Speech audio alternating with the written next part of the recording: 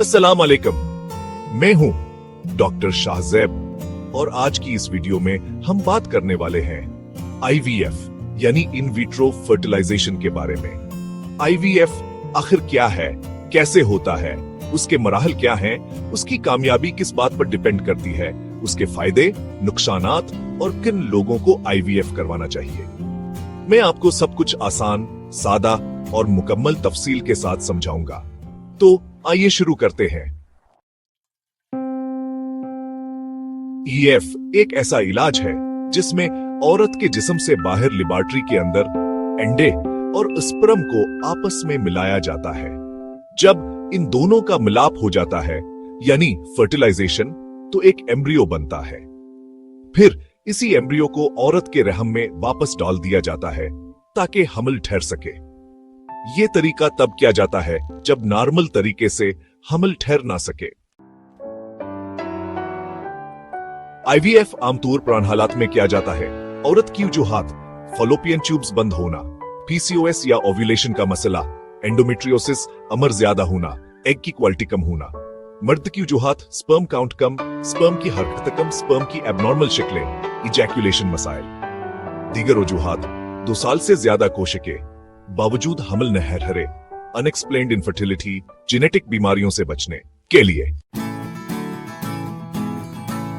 मैं अब आपको आईवीएफ के पूरे अमल को आसान जबान में समझाता हूं।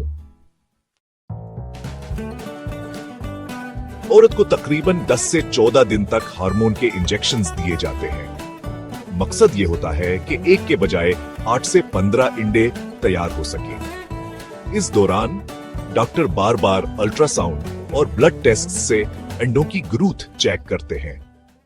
हां, यह अमल तकरीबन 10 से 15 मिनट का होता है। हल्की सेडेशन दी जाती है ताकि दर्द महसूस ना हो।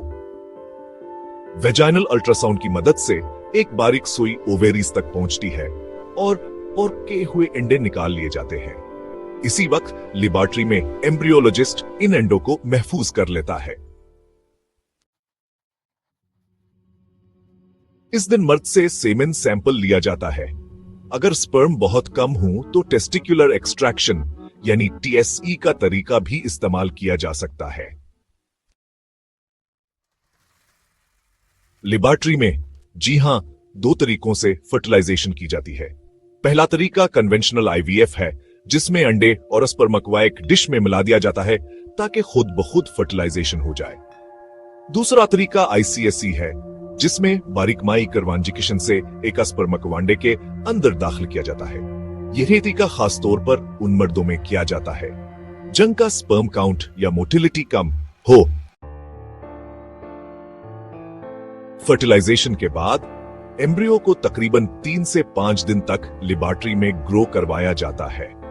हर दिन इसकी सेल डिवीजन को देखकर उसे ग्रेड किया जाता है।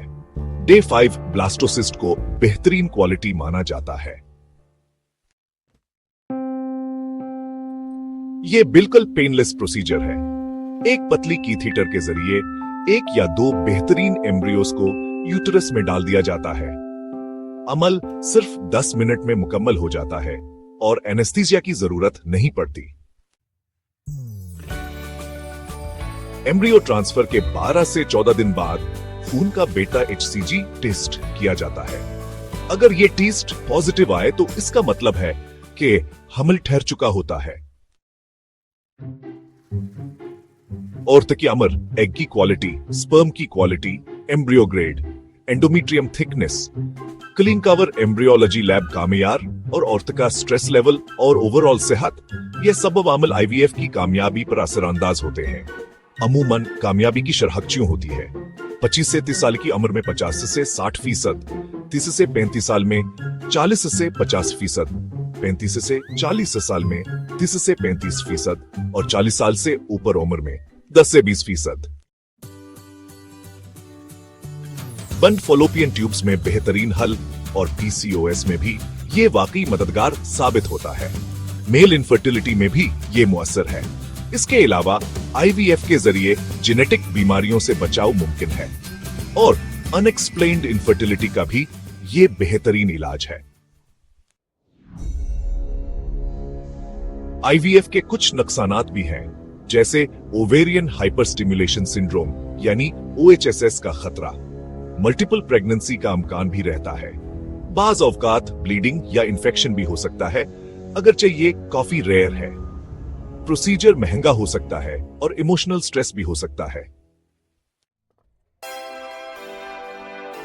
आईवीएफ से पहले कुछ एहतियातें जरूरी हैं। वजन नॉर्मल रखें, स्मोकिंग और अल्कोहल से मुकम्मल परहेज करें, फोलिक एसिड और विटामिन डी का इस्तेमाल करें और मुनासिब नींद जरूर लें। साथ ही सेमेन एनालिसिस और हार्मोन टेस्ट्स भी करवाएं। अगर आप या आपके घर के किसी फर्द को आईवीएफ के बारे में मजीद रहनुमाई चाहिए तो हमेशा सर्टिफाइड फर्टिलिटी स्पेशलिस्ट से मशवरा करें।